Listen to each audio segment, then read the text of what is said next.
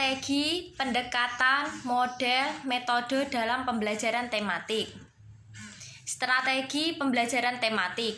Strategi pembelajaran tematik merupakan perpaduan urutan kegiatan, cara pengorganisasian materi pelajaran dan peserta didik, peralatan dan bahan ajar, serta waktu yang digunakan dalam proses pembelajaran untuk mencapai tujuan pembelajaran yang telah ditentukan. Abdul Majid tahun 2013 menyampaikan ada beberapa jenis-jenis strategi pembelajaran tematik yang bisa digunakan dalam proses pembelajaran. Di antaranya adalah 1. Strategi pembelajaran langsung atau direct instruction. Strategi yang berpusat pada gurunya. Pada strategi ini termasuk di dalamnya metode ceramah, pertanyaan didaktik, pengajaran eksplisit, praktik, serta demonstrasi. 2. Strategi pembelajaran tidak langsung atau indirect instruction. Dalam pembelajaran tidak langsung, peran guru beralih pada penceramah menjadi fasilitator, pendukung, dan sumber personal. 3.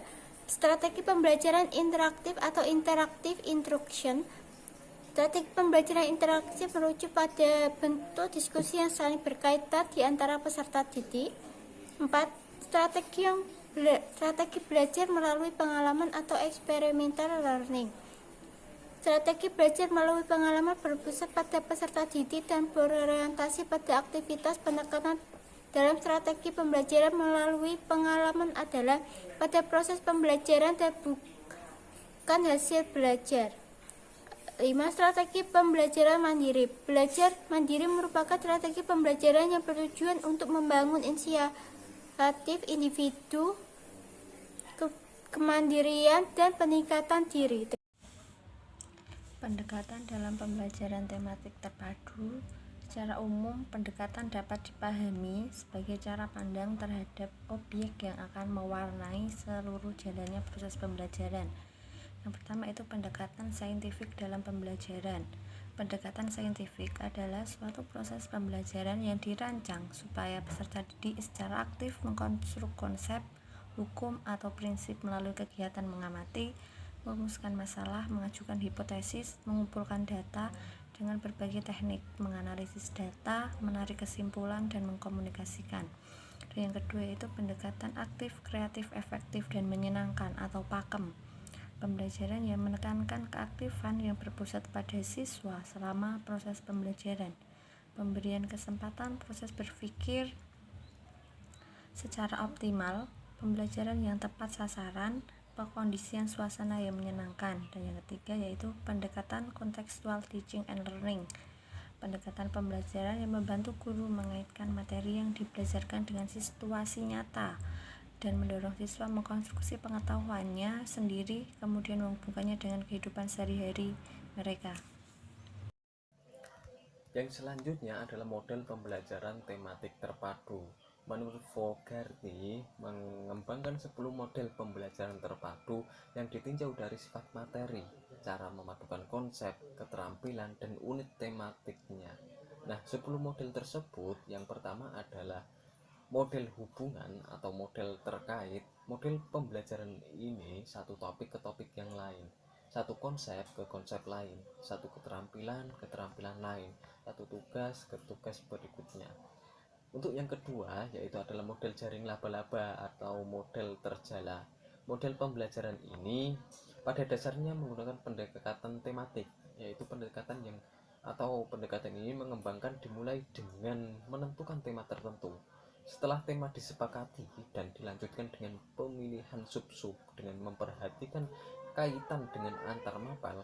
Dari sub-sub tema ini direncanakan aktivitas belajar yang harus dilakukan peserta didik. Untuk yang ketiga adalah model terpadu.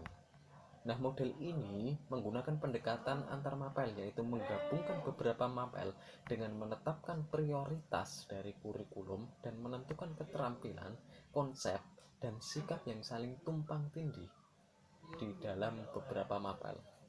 Yang keempat adalah model terpisah. Model ini mengajarkan mapel-mapel secara terpilah dan terpilih tanpa ada usaha untuk memadukan keterhubungan antar mapel-mapel tersebut. Untuk yang kelima adalah model gugusan. Model pembelajaran ini merupakan perpaduan berbagai keterampilan dari berbagai disiplin ilmu yang dicapai bersama-sama dalam mengkaji suatu masalah.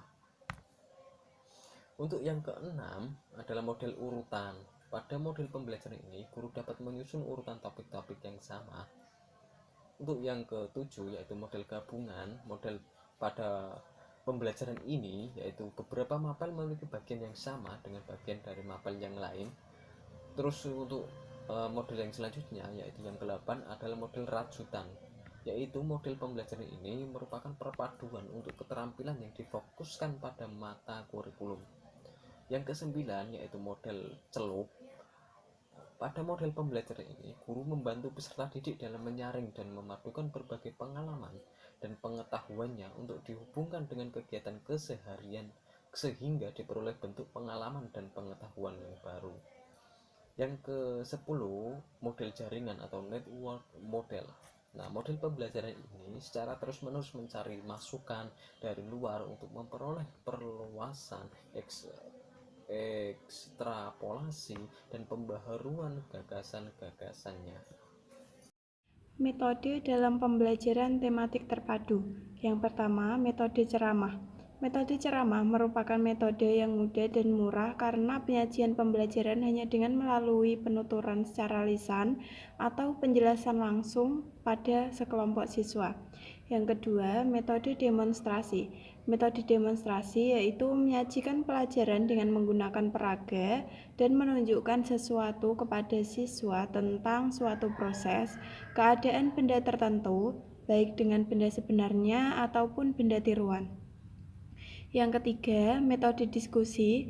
Metode diskusi yaitu menyajikan pelajaran dengan menghadapkan siswa pada suatu masalah untuk dapat dipecahkan baik berupa pertanyaan atau pernyataan agar dapat menambah pengetahuan siswa serta siswa dapat mengambil keputusan dari apa yang telah dipelajarinya. Yang keempat yaitu metode simulasi.